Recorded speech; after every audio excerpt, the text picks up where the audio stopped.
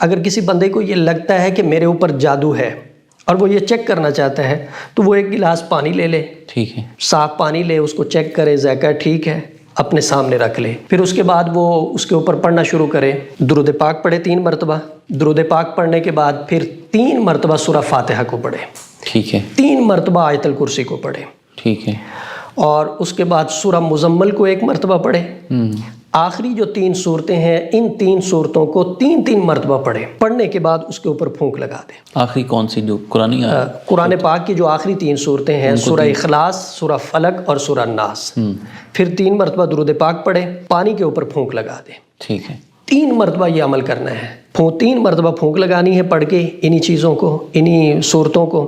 اور پانی کو پینا ہے۔